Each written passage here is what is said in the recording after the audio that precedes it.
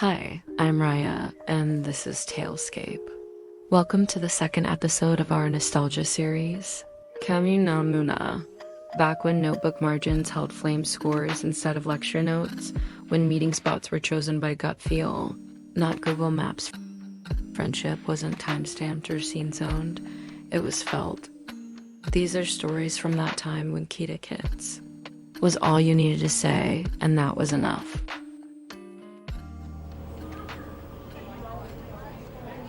A group of 10 college friends converged outside Giftgate, their usual meeting spot.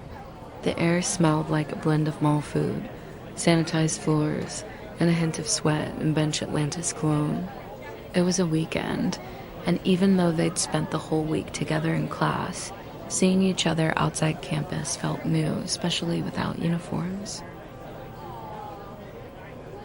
Some wore baby tees, others oversized shirts like Salvacuda wrappers. Backpacks were either Jansport or the no-name kind na basta maribay, stuffed with photocopied readings and the occasional box of pulverin. They had one mission: attend a film review at the CCP Movie Archive for their humanities class. Their professor wanted them to sharpen their eyes in analyzing artistically made films and, of course, to fulfill a course requirement. While most were already there was always that one friend who was reliably late. You joke about it, maybe bet on how late they'd be this time, but still, you waited. No last-minute texts. You just knew. Sometimes it was pattern recognition. Other times, instinct. Somehow, people still showed up. That afternoon, one friend didn't make it. No one got annoyed. Maybe it was trust. Maybe it was habit. Either way, those who couldn't come trusted the rest to have their back. A quiet agreement passed among them. Papa Kop Yahin Natan Shaw.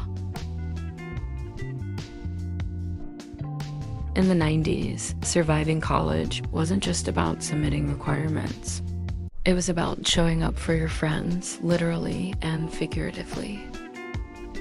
Plans were made days in advance during Tambian breaks or after class, and yet, without a single SMS reminder, people still showed up. You trusted each other to be there. Sometimes your barkada felt like the real subject you were enrolled in. A seat saved, a popcorn split, a notebook shared. That was community. Every year, the city's founding anniversary meant one thing for ROTC cadets: mandatory attendance. From different universities but the same barangay, a bunch of freshman cadets marched in fatigue uniforms under the Manila sun, half proud, half haggard. After the ceremony, as if by instinct, they knew where to find each other. Luneta's Sunken Garden. That was the plan. No tax, no meat pen. Just the comfort of a familiar place, and the even more familiar faces they hoped to see. And of course, there was always that one self-declared navigator, convinced he remembered the right jeepney route from a trip years ago. So they followed his lead.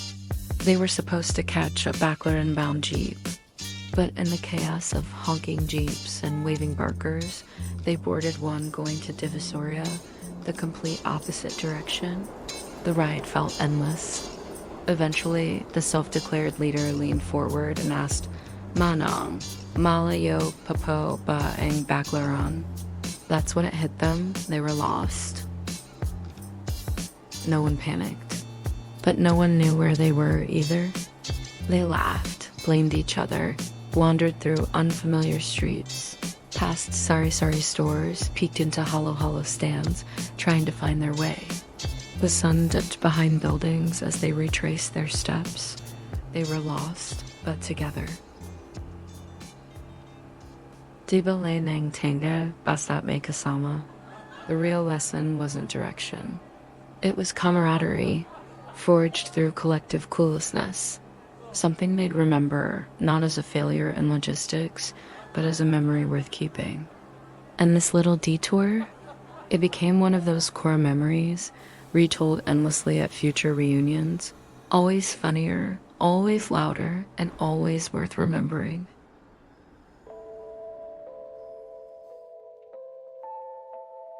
After graduation, on a humid afternoon marked by Polaroids, diploma holders, and off-key karaoke, they made a passionate promise. Every year, on the same day, in the same month, they'd meet at Jollibee Tayuman. No chat groups, no reminders. Just that old familiar spot. The first year, most of them came. They laughed like it was still recess. Told the same jokes. Rehashed the same stories like they were brand new.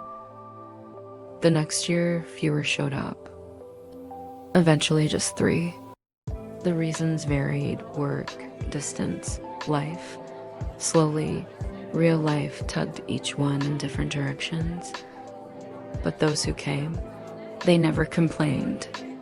They ordered the same spaghetti, sat at the same booth, and waited, just in case someone unexpected walked through the door. Because friendships from that time weren't kept alive by constant contact, they survived on rhythm, on memory, on the unspoken promise of see you there.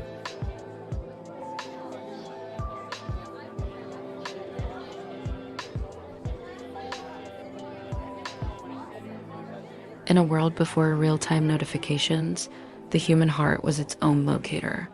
You just knew who was running late, who was bringing extra fries, and who was still worth waiting for. Friendships from that time didn't need status updates.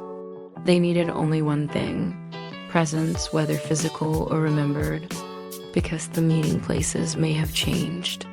The people too, but somewhere in us that Kita-Kit's spirit remains, a kind of love that doesn't say much, but shows up anyway. This is Raya, and you've just listened to another pocket of memory here on Talescape.